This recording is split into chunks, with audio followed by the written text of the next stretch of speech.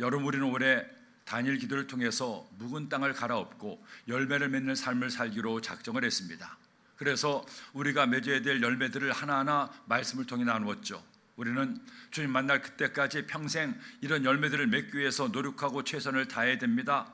그런데 우리가 맺어야 될 많은 믿음의 열매들 가운데 제일의 최고의 열매가 있습니다. 이 열매야말로 진짜로 정말로 가장 중요한 열매가 된다는 거죠. 제가 이번 단일 기도회 때 여러분에게 우리가 맺어야 될 열매를 강조하다 보니 매번 이것이 가장 소중하다, 너무 귀하다고 말씀을 드렸습니다. 축복의 열매를 맺어야 되고, 응답의 열매도 맺어야 되고, 성령 열매도 맺어야 되고, 전도 열매도 맺어야 되고, 예배 열매도 맺고, 헌신의 열매도 맺자고 말씀을 나눴죠. 그런데 그 모든 열매가 다 소중한 열매고 우리가 맺어야 될 열매입니다. 하지만 이 열매야말로, 오늘 말씀드린 이 열매야말로 우리가 맺을 모든 열매를 다 품고 있는 열매고 최고의 열매라고 할 수가 있습니다. 한평생 살면서 이 열매만 잘 맺는다면, 바로 잘 익혀 맺는다면 하나님은 여러분의 삶 가운데 가장 기뻐하시는 은혜를 더하여 줄 줄로 믿습니다. 그러게 사도 바울은 이 열매에 대해서 이처럼 말씀하고 있죠. 고린도전서 12장 29절에 다 사도이겠느냐, 다 선자이겠느냐, 다 교사이겠느냐, 다 능력을 행하는 자이겠느냐, 다 병 고치는 은사를 가진 자이겠느냐, 다 방언을 말하는 자이겠느냐, 다 통역하는 자이겠느냐, 너희는 더 큰 은사를 사모하라. 내가 또한 가장 좋은 길을 너희에게 보이리라. 더 큰 은사를 사모하라. 가장 좋은 길을 너희에게 보이리라. 바울의 이 말을 들어보세요. 능력을 행하는 것보다도, 병을 고치는 은사보다도, 방언을 통역하는 은사보다도, 목사보다도, 선자보다도, 사도보다도 더 좋고 제일 귀한 은사를 알려주겠다는 겁니다. 바로 이 은사 열매가 무엇입니까? 다름 아닌 사랑입니다. 더구나 이렇게까지 말씀하고 있죠. 오늘 말씀 14절에 그런즉 믿음, 소망, 사랑, 이 세 가지는 항상 있을 것인데 그 중에 제일은 사랑이라. 그 중에 제일은 사랑이라. 어떤 열매보다도 제일은 사랑이라고 말씀하고 있습니다. 사랑이라는 열매말로 우리가 맺어야 될 최고의 열매요, 궁극의 열매가 된다는 거죠. 그렇다면 왜 사랑의 열매가 제일의 열매입니까?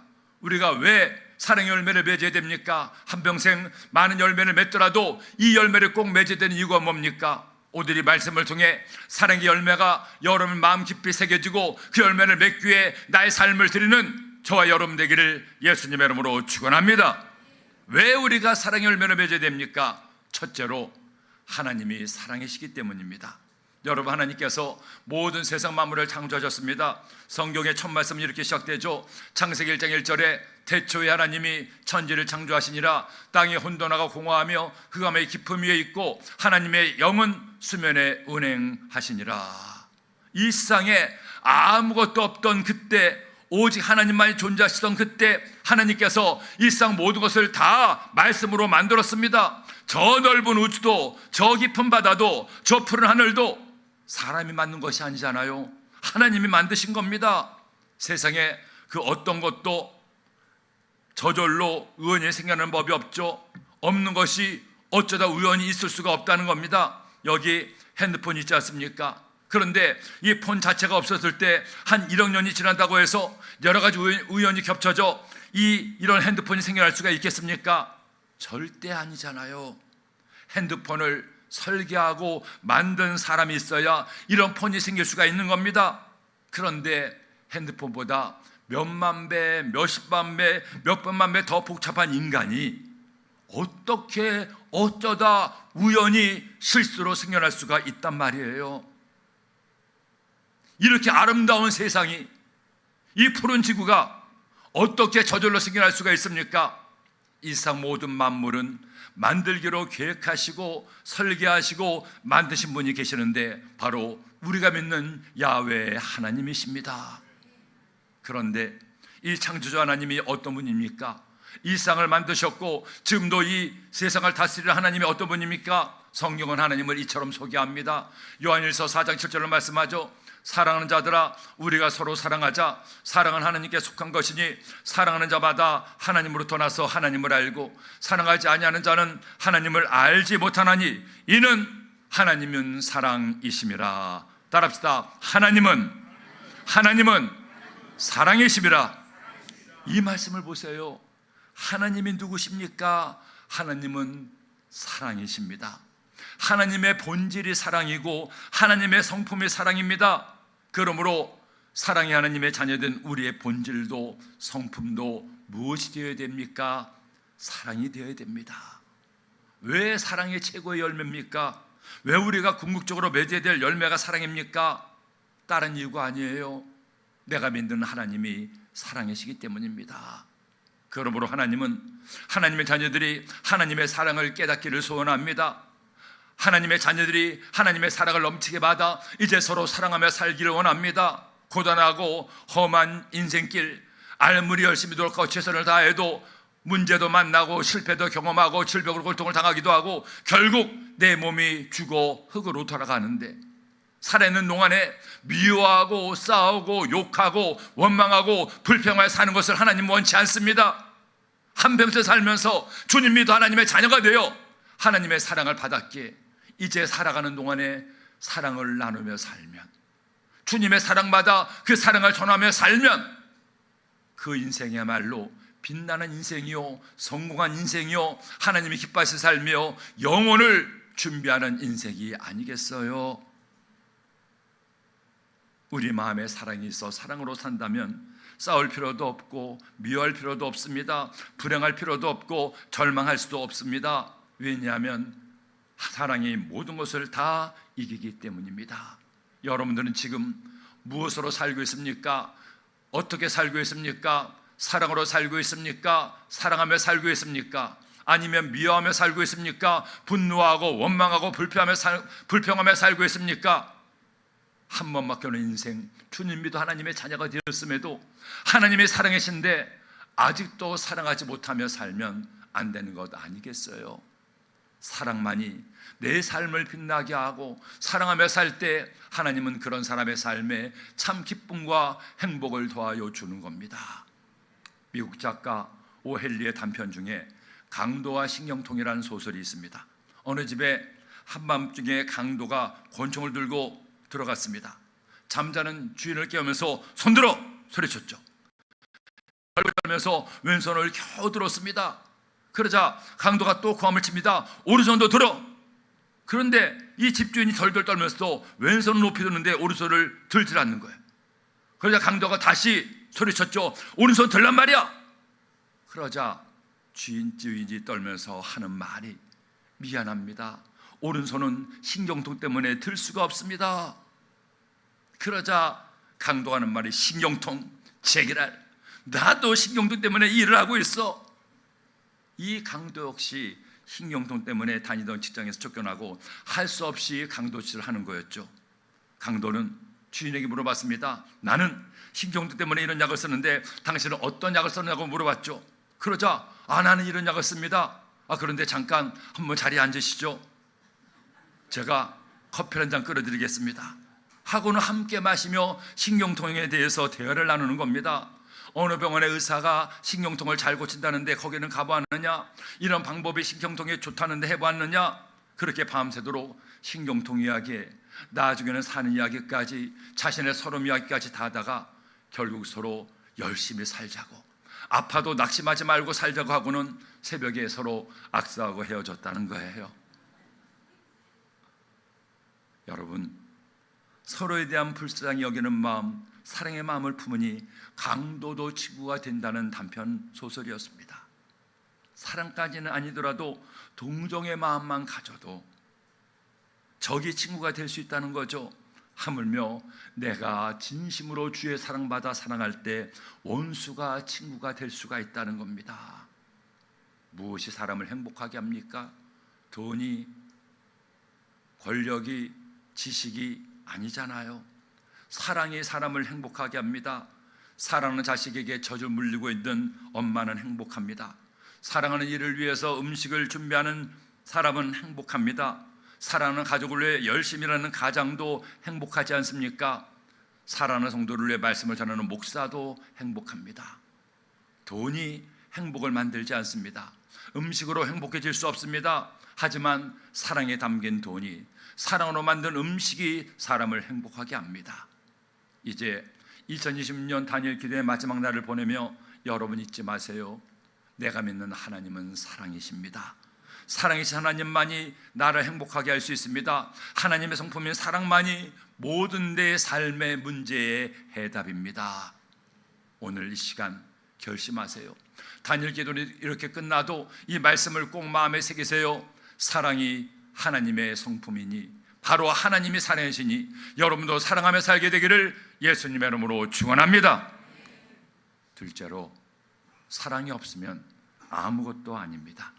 여러분, 사람은 사랑으로 삽니다. 서로 사랑하는 가족이 행복하고 서로 사랑하는 교회가 부흥됩니다. 사랑이야말로 사람을 살맛나게 하는 가장 중요한 것이죠. 더구나 사도 바울은 오늘 말씀을 통하여 사랑이 얼마나 중요한 것인가를 우리에게 설명하고 있습니다. 오늘 말씀 1절에 보니 내가 사람의 방언과 천사의 말을 할지라도 사랑이 없으면 소리나는 구리와 울리는 꽹과리가 되고 내가 예언하는 능력이 있어 모든 비밀과 모든 지식을 알고 또 산을 옮길 만한 모든 믿음이 있을지라도 사랑이 없으면 내가 아무것도 아니요 내가 내게 있는 모든 것으로 구제하고 또 내 몸을 불사르게 내어줄지라도 사랑이 없으면 내게 아무 유익이 없느니라. 저는 이 말씀을 묵상할 때마다 바울 사도에게 탄복합니다. 우리 하나님께 감탄합니다. 어쩌면 이렇게 분명하게 사랑에 대해 설명할 수 있을까? 바울은 비록 결혼도 하지 않았고 자식도 없었지만 사랑에 대해 분명히 알고 있었습니다. 자, 그가 말한 이 내용을 제가 좀 더 쉽게 풀어드릴까요? 이런 내용입니다. 사람이 10개 국어의 언어를 말할 수 있고 심지어 천사처럼 기가 막히게 말을 잘해도 사랑하는 마음으로 하는 말이 아니면 꽹과리와 같은 시끄러운 말에 불과하다는 겁니다. 뿐만이 아닙니다. 박사학위를 10개씩 받은 천재고 대단한 믿음을 가진 사람이라도 사랑으로 하는 일이 아니라면 그 일도 아무것도 아니라는 거죠. 뿐만 아니죠. 자기가 가진 모든 것을 다 바쳐 남을 돕는다고 해도 사랑으로 한 것이 아니라면 그것이 결코 자신을 행복하게 할 수가 없다는 겁니다. 더 줄여서 말한다면 어떤 봉사도 노력도 지식도 능력도 사랑으로 하지 않으면 아무것도 아니라는 겁니다. 여러분, 우리는 예수님 믿으면서 많은 열매를 맺어야 됩니다. 먼저 나의 삶에 하나님의 복을 받아야 됩니다. 하지만 사랑 없이 받는 복은 복이 아니라 저주가 됩니다. 전도 열매도 맺어야 됩니다. 그러나 사랑이 없으면 그의 전도는 울리는 꽹과리와 같은 소리가 된다는 겁니다. 나눔의 열매도 마찬가지입니다. 내가 가진 것으로 가난한 이웃에게 다 준다고 해도 사랑으로 하는 일이 아니면 헛된 일에 불과하다는 겁니다.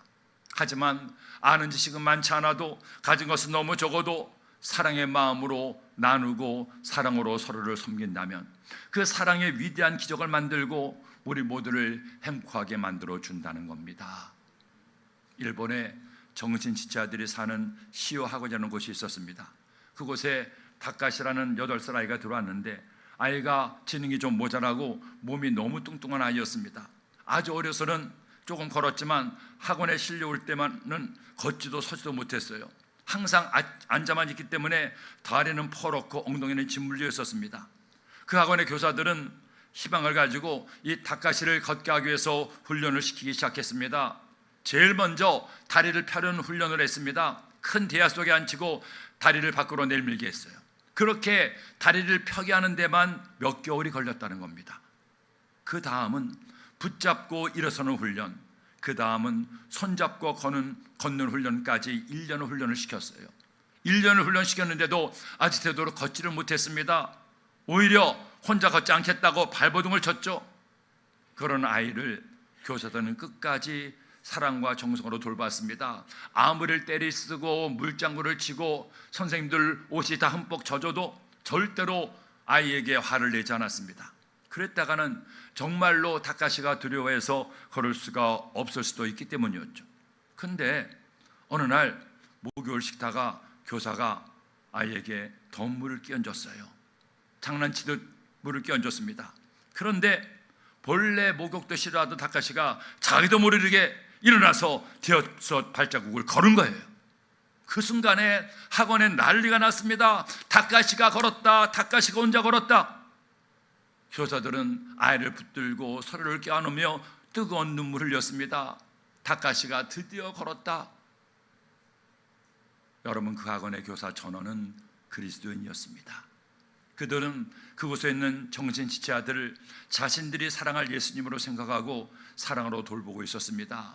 그렇게 끝까지 포기하지 않고 사랑하고 아이에게 최선을 다하자 마침내 사랑이 아이를 걷게 하는 기적을 낳은 것이었죠. 저는 한 가지 소원이 있습니다. 우리 성도님들이 주님의 교회에서 일하고 봉사할 때 모든 성도가 사랑으로 하기를 소원합니다. 식사 준비를 할 때에도, 성전 청소를 할 때에도, 찬양대에서, 찬양팀에서 교사로 봉사할 때에도, 당번이 되어서 남이 하러 가니까 남들 눈치 보고 억울하는 것이 아니기를 소원합니다. 사랑 없이 하는 봉사와 사역은 나도 남도 힘들게 합니다. 하지만 사랑으로 하게 되면, 사랑으로 밥을 짓고, 사랑으로 설거지하고, 사랑으로 찬양하고, 사랑으로 전도하고, 사랑으로 주님을 섬기면 그 사랑이 여러분을 힘나게 하고 그 사랑의 헌신이 하나님을 기쁘시게 하는 겁니다. 그러므로 여러분, 사랑하며 사십시오. 사랑하며 주를 위해 충성하십시오. 사랑하는 것이 때로는 힘들고 어려울 때도 많이 있습니다. 사랑은 결코 만만하지가 않기 때문입니다. 그래도 서로 사랑하기 위해서 또 노력하고 최선을 다하세요. 작은 일을 할 때에도 먼저 내 마음에 사랑의 마음을 담고 그 일을 시작하세요. 그때 그 사랑 속에 하나님이 계실 겁니다. 셋째로, 그렇다면 우리가 어떻게 사랑해야 될까요? 사랑의 진짜 방법이 뭡니까? 사랑은 내가 지는 겁니다. 여러분, 제일은 사랑입니다. 세상의 모든 것은 때가 되면 다 사라집니다. 아무리 대단한 능력도 뛰어난 지식도 시간이 지나면 다 잊혀지고 사라집니다. 하지만 사랑은 다릅니다. 사랑만큼은 언제나 변함없이 우리와 함께하기 때문이죠. 오늘 말씀 8절에 보니 사랑은 언제까지나 떨어지지 아니하되 예언도 패하고 방언도 그치고 지식도 패하리라. 모든 것이 다 그치고 패하지만 사랑만큼은 영원하다고 말씀합니다. 그러기에 우리는 사랑하며 살아야 됩니다. 한평생 살아갈 동안에 이 열매를 맺기 위해 우리의 최선을 다해야 됩니다. 이 사랑의 열매를 맺기 위해서는 두 가지가 필요합니다. 하나님께서 은혜의 비를 내려주셔야 되고, 둘째로 내가 열매 맺기 위해서 인내하며 노력해야 됩니다. 주님의 은혜가 있어야 사랑하며 살 수 있고, 나의 노력이 있어야 사랑이라는 열매가 맺어질 수가 있기 때문입니다. 그렇다면 어떻게 사랑해야 됩니까? 도대체 우리가 어떻게 사는 것이 사랑하며 사는 겁니까? 우리가 어떻게 할 때 사랑의 열매를 맺을 수가 있습니까? 고린도전서 13장이 오늘날 수많은 사람의 사랑 교과서가 된 이유가 바로 이 말씀에 있습니다. 저는 이제까지 수많은 책을 보고 글을 읽었지만 사랑하는 법에 대해 이렇게 정확하고 분명하게 가르쳐준 내용을 보지 못했어요. 이 말씀이야말로 사랑의 가장 완전한 내용입니다. 무엇입니까? 이렇게 하라고 말씀하죠. 고린도전서 13장 4절로 7절 말씀을 다 함께 읽겠습니다. 사랑은 오래 참고, 사랑은 온유하며, 시기하지 아니하며, 사랑은 자랑하지 아니하며, 교만하지 아니하며, 무례히 행하지 아니하며, 자기의 유익을 구하지 아니하며, 성내지 아니하며, 악한 것을 생각하지 아니하며, 불의를 기뻐하지 아니하며, 진리와 함께 기뻐하고, 모든 것을 참으며, 모든 것을 믿으며, 모든 것을 바라며, 모든 것을 견디느니라. 열 몇 가지에 걸친 사랑에 대한 설명입니다. 사랑은 오래 참고, 사랑하면 온유하고, 시기하지 않고, 자랑하지 않고, 교만하지 않고, 이 말씀들을, 이 단어 하나하나를 자세히 보세요. 사랑이 이런 것이라고 설명합니다. 이렇게 사랑하러 가르칩니다. 도대체 어떻게 사랑하는 겁니까? 어떻게 하면 사랑하며 사는 것입니까? 어떻게 사랑하는 열매를 맺었습니까? 저는 이 말씀을 묵상하고 또 묵상했습니다. 생각하고 또 생각했습니다. 이렇게 사랑하라고 하는데 이 모든 사랑의 내용이 어떻게 결론 내릴 수 있을까? 어떻게 정의할 수 있을까? 결국 저는 이렇게 결론을 내렸습니다. 사랑은 내가 지는 것입니다. 사랑은 내가 죽는 것입니다. 내가 누군가를 사랑한다면 내가 그에게 지면 됩니다. 다시 말하면 우리가 사랑하지 못하는 이유는 아직도 내가 살아있어 내가 이기려고 하기 때문입니다. 내가 사랑의 열매를 맺지 못하는 이유 없이 내가 지지 않고 이기려고 하기 때문에 사랑하지 못하는 거예요. 만일 여러분이 지기를 결심하고 나를 죽이기로 결단하면 비로소 여러분은 사랑의 열매를 맺을 수가 있습니다. 사랑이 무엇입니까? 사랑은 내가 지는 것이요 나를 죽이는 겁니다. 예전에 경북 봉화 근처를 여행할 때였습니다. 버스를 타고 가는데 제 바로 앞자리에 부부가 앉아 있었죠. 버스에 사람들도 많지 않았고 그나마 있는 사람들도 잠을 자는지 버스 안이 조용했습니다. 그런데 유독 앞자리에 앉은 부부가 서로 이야기하는데 특히 아내가 뭔가를 계속 말하는 겁니다. 더구나 목소리가 커서 제가 안 들으려고 해도 안 들을 수가 없었습니다. 처음에는 부부끼리 이야기하나 보다 했는데 들어보니까 점점 호기심이 생기는 거예요. 그 아내가 하는 말이 여보 저기 저 소 좀 봐. 저 소 얼마면 살까? 10만 원이면 사겠지. 우리 100만 원 있잖아. 우리 10마리 사서 기르자. 또 조금 있더니 여보 나 배고파. 도착하면 탕수육에 짬뽕 사줘. 알았지? 여보 저기 저거 봐. 강이 너무 아름답다. 나 저기서 보트 타고 싶어. 제가 그 강을 보니까 강이 멋지는커녕 물이 말라서 보트도 못할 것 같았습니다. 그런데 1시간 내내 아내는 계속해서 말도 안 되는 이야기를 그것도 남이 다 듣도록 주책맞게 떠들며 말하는 거예요. 근데 제가 놀란 것은 그 아내 때문이 아니라 남편 때문이었습니다. 아내가 별 말도 안 되는 말을 하는데 남편은 절대로 아니라는 법이 없습니다. 여러분 소 한 마리 10만 원짜리가 어디 있습니까? 근데도 남편은 그래 우리 소 키우면 좋지. 우리 시장 가서 알아보자. 도착하면 내가 탕수육에 짬뽕만 아니라 군만두 사줄게. 정말 배 많이 고프겠다. 나중에 저 강에 가서 꼭 우리 보트 타자. 처음에는 아니 부창부순가 무슨 남편이 말도 안 되는 이야기를 다 맞다갈까 우습게 생각했어요. 근데 1시간 내내 아내의 말을 받아주는 남편을 보다가 제 마음에 깊은 감동을 느꼈습니다. 아하, 저 남편이 아내를 정말 사랑하나 보다. 아내에게 무슨 문제가 있어 저렇게 말도 안 되는 말을 하는데도 무엇 하나 내세울 것 없고 자랑스러울 것이 없는 아내 같은데 저렇게 받아주고 지켜주는 저 마음이 사랑이 아닐까. 내가 생각과 다르다고 화를 내고 욕하고 다투고 싸우는 것이 아니라 저렇게 나와 다를지라도 내 뜻대로 안 해줄지라도 있는 모습 그대로 그를 인정하고 지켜주는 것이 진정한 사랑이 아닐까. 오래전 기억이 있지만 지금도 그렇게 행복해야 하는 앞자리 부부의 모습이 제 눈에 선해요. 여러분 사랑이 뭡니까? 결국 사랑은 내가 사랑하는 그 사람에게 지는 것이고 나를 죽이는 겁니다. 보세요. 예수님 우리를 어떻게 사랑했습니까? 예수님께서 우리를 사랑하시면서 너희가 죽으라고 말씀하지 않았습니다. 너희가 바르게 살아야 구원을 얻는다고 하지 않으셨습니다. 예수님은 우리를 사랑하셔서 아무 대가도 바라지 않고 우리 대신 십자가에서 죽으셨습니다. 사랑하는 나 때문에 당신이 죽으신 거예요. 여기에 그리스도의 사랑의 위대함이 있습니다. 예수님이 인류의 구주가 된 이유가 여기 있습니다. 주님은 당신이 죽으심으로 당신이 짐으로 사랑을 완성하셨어요. 왜 다툼이 있습니까? 왜 싸움이 일어납니까? 왜 문제가 생깁니까? 아직도 내가 살아있기 때문입니다. 내가 이기려고 하기 때문입니다. 남에게 지라고 요구하니 그도 안 지겠다고 발버둥칩니다. 싸울 수밖에 없지 않습니까? 나는 죽지 않고 남이 죽으라고 명령합니다. 그것은 사랑이 아닙니다. 여러분, 사랑은 결국 내가 죽는 겁니다.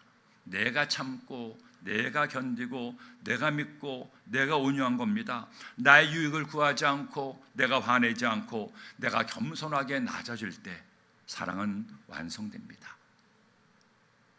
인생 살면서 하나님의 자녀가 되어서 우리의 죄로 얼룩지고 강팍해진 마음밭을 말씀으로 기도로 갈아엎었습니다. 그리고 하나님 말씀의 씨가 기도의 씨가 뿌려졌습니다. 이제 우리는 열매 맺는 삶을 살아내야 됩니다. 축복 열매도 맺고 전도 열매도 맺고 성령의 9가지 열매도 맺어야 됩니다. 하지만 가장 큰 열매, 사랑의 열매를 맺는 여러분이 되십시오. 다니엘 기도를 마치며 여러분이 정말로 가장 귀한 사랑의 열매를 맺기 원합니까? 그렇다면 이제부터 할 일이 있습니다. 기도회는 끝나도 우리가 꼭 할 일이 있습니다. 나를 죽이는 훈련을 하세요. 내가 지는 연습을 하세요. 이기려고 아둥바둥하지 말고 내가 져주면 그도 져주고 함께 서로를 세워주며 그 삶은 행복한 삶으로 바뀌어지게 됩니다. 우리 예수님이 그렇게 하신 것처럼 여러분도 그렇게 지는 사람 되십시오. 나를 이기려고 하지 말고 그를 높여주는 사람 되십시오. 그래서 가장 위대한 열매 사랑으로 여러분의 삶이 빛나는 하나님의 자녀의 삶이 되기를 예수님의 이름으로 축원합니다. 축원합니다. 축원합니다.